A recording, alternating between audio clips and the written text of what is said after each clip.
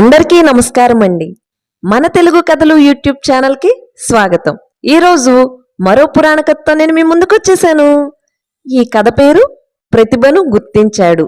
ఈ కథలోకి వెళ్లే ముందు ఒక చిన్న పదానికి అర్థం తెలుసుకుందామండి. బల్లూకము అంటే తెలుసు కదండి, అయినా చెప్పడం నా బాధ్యత కాబట్టి చెబుతున్నాను.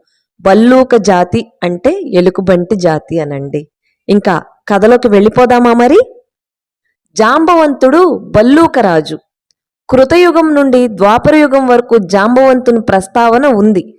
క్షీరసాగర మదనం సమయంలోనూ వామనావతారం సమయంలోనూ జాంబవంతుడు ఉన్నాడు. జాంబవంతుడు శ్రీ మహావిష్ణువు దశావతారాల్లో కూర్మ, వామన, రామ, కృష్ణావతారాలను చూసిన పరమభక్తుడు. సమస్త భూమండలాన్ని ప్రదక్షిణ చేసిన శక్తిశాలి.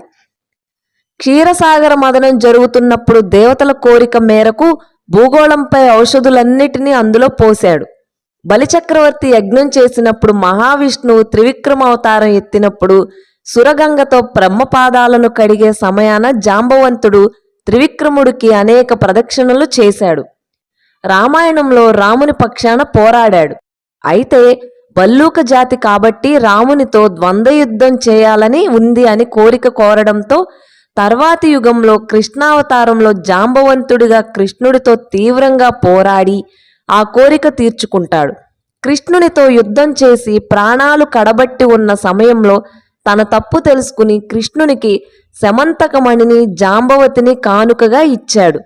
సముద్రాన్ని దాటి సీతను అన్వేషించడం ఎలాగో తెలియక అందరూ విషణ్ణ వదనులై ఉన్నప్పుడు ఆ పనికి హనుమ సర్వసమర్థుడని తెలియజెప్పి సముద్రోల్లంఘనకు హనుమను ప్రోత్సహించింది జాంబవంతుడే.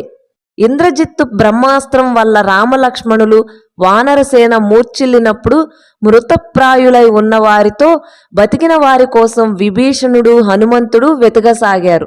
అప్పుడు జాంబవంతుడు కొద్దిగా తెలివి తెచ్చుకుని ఆంజనేయుడు చిరంజీవిగానే ఉన్నాడు కదా అని అడిగాడు.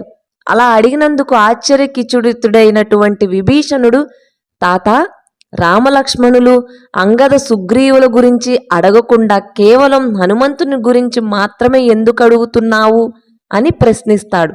అప్పుడు జాంబవంతుడు, ఒక్క హనుమంతుడుంటే చాలు, సర్వం శుభప్రదమే అంటాడు. హనుమంతునిపై ఆయనకున్న విశ్వాసం అటువంటిది.